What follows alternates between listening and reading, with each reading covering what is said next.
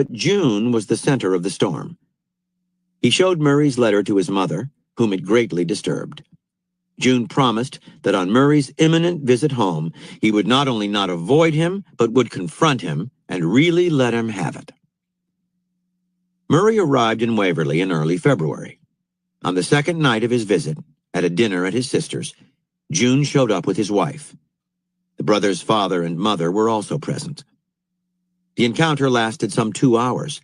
Its main participants, Murray, June, and their mother. It was a bitter family confrontation.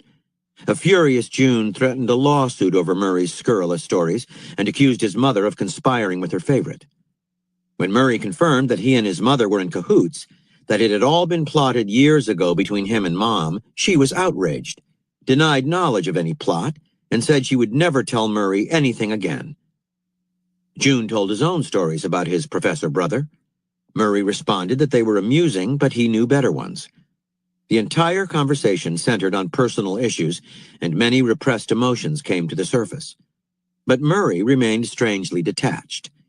He made sure he took no sides. No one was quite happy with what he was saying. The next day, Murray showed up at June's house, and June, for some reason, was happy to see him. Murray told more gossipy stories, including one he had heard about how well June was handling the situation, considering all the stress he was under. June, feeling quite emotional, started to open up to his brother about his problems. He was really worried about their sister, he said, even thought she might be retarded.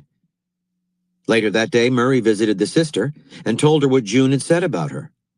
She was more than able to take care of herself, she replied, and had had enough of the family's intrusive concern. More visits followed with other family members.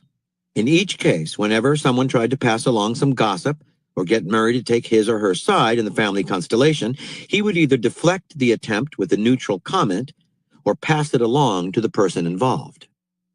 The day Murray left, everyone came to say goodbye. The sister seemed more relaxed. So did the father. The family mood was noticeably altered. A week later, Murray's mother sent him a letter that ended, "With all its ups and downs, your last trip home was the greatest ever." June now wrote regularly to his brother. The conflict over controlling the family business was diffused and settled. Murray's visits home now became things everyone looked forward to, even though he was still up to his old tricks with stories and such. Murray later wrote about the incident and incorporated what it had taught him into his training of other family therapists. He considered it the turning point in his career. Interpretation. Bowen's strategy in the experiment he conducted on his family was simple. He would make it impossible for any family member to make him take sides or hook him into any kind of alliance. He would also deliberately cause an emotional tempest to break up the stale family dynamic, particularly targeting June and his mother, that dynamic's centrifugal forces.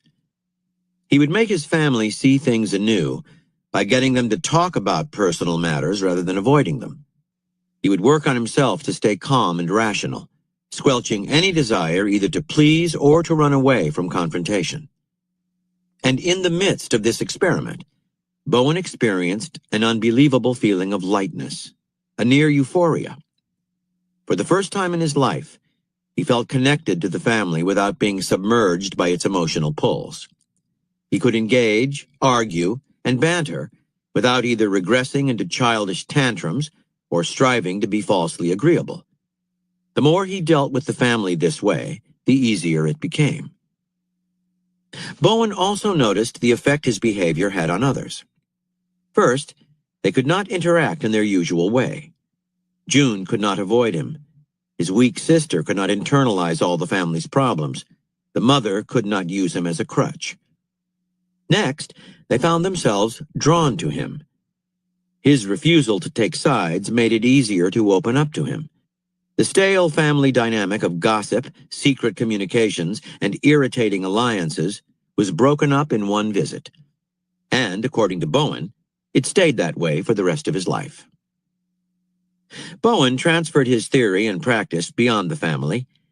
He thought about his workplace, which had a family-like group ego and emotional system that infected him every time he was there.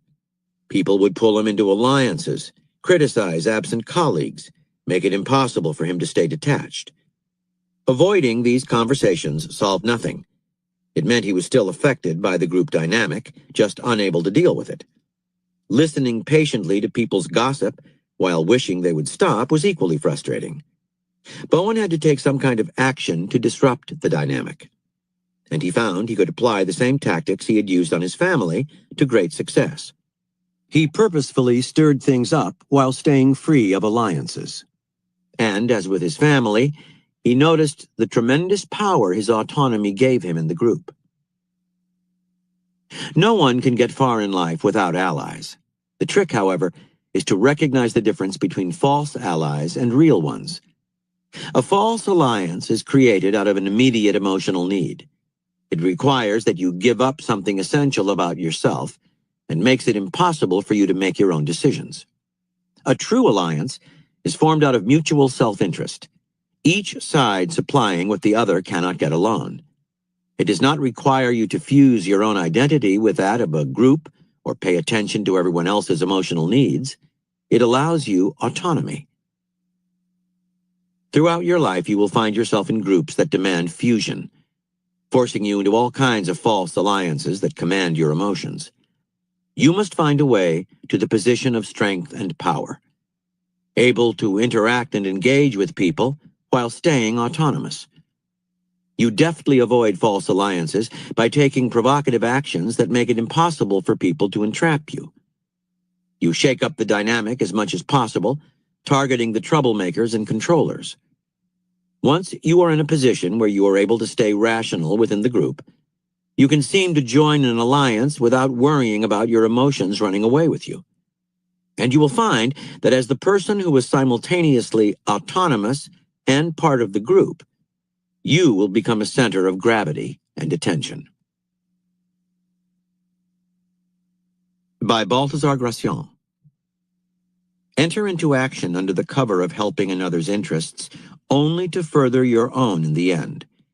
This is the perfect stratagem and disguise for realizing your ambitions, for the advantages you seem to offer only serve as lures to influence the other person's will. They think their interests are being advanced, when in truth, they are opening the way for yours. Keys to warfare. To survive and advance at all in life, we find ourselves constantly having to use other people for some purpose, some need, to obtain resources we cannot get on our own, to give us protection of some sort, to compensate for a skill or talent we do not possess. As a description of human relationships, however, the word use has ugly connotations, and in any case, we always like to make our actions seem nobler than they are. We prefer to think of these interactions as relationships of assistance, partnering, friendship. This is not a matter of mere semantics. It is the source of a dangerous confusion that will harm you in the end. When you look for an ally, you have a need, an interest you want met. This is a practical, strategic matter upon which your success depends. If you allow emotions and appearances to infect the kinds of alliances you form, you are in danger. The art of forming alliances depends on your ability to separate friendship from need. The first step is to understand that all of us constantly use other people to help and advance ourselves. Bowen went so far as to use his own family in an experiment to solve a professional dilemma. There is no shame in this, no need to ever feel guilty. Nor should we take it personally when we realize that someone else is using us. Using people is a human and social necessity. Next, with this understanding in mind, you must learn to make these necessary alliances strategic ones, aligning yourself with people who can give you something you cannot get on your own. This requires that you resist the temptation to let your decisions about alliances be governed by your emotions. Your emotional needs are what your personal life is for, and you must leave them behind when you enter the arena of social battle. The alliances that will help you most are those involving mutual self-interest. Alliances infected with emotions, or with ties of loyalty and friendship, are nothing but trouble. Being strategic with your alliances will also keep you from the bad entanglements that are the undoing of so many. Think of your alliances as stepping stones toward a goal. Over the course of your life, you will be constantly jumping from one stone to the next to suit your needs. When this particular river is crossed, you will leave them behind you. We will call this constant shifting yet advancing use of allies the alliance game. Many key principles of the alliance game originated in ancient China, which was composed of numerous states in continual flux, now weak, now powerful, now weak again. War was a dangerous affair, for a state that invaded another would stir up a lot of mistrust among the others and would often find itself losing ground in the long run. Meanwhile, a state that remained too loyal to an ally might find itself pulled into a war from which it could not break free and would go down in the process. The formation of proper alliances was in some ways a more important art than that of warfare itself, and the statesmen adept at this art were more powerful than military leaders. It was through the alliance game that the state of Qin was able to slowly expand during the dangerous warring states period of 403 to 221 BC. Qin would make alliances with distant states and attack nearby ones. The nearby state that Qin had invaded could not get help from its outlying neighbor because that neighbor was now allied to Qin. If Qin faced an enemy that had a key ally, it would work first to disrupt the alliance, sowing dissension, spreading rumors, courting one of the two sides with money, until the alliance fell apart. Then, Qin would invade first one of the two states, then the other. Gradually, bit by bit, it gobbled up neighboring states until, in the late 3rd century BC, it was able to unify China, a remarkable feat. To play the alliance game right, today as in ancient China, you must be realistic to the core, thinking far ahead and keeping the situation as fluid as possible. The ally of today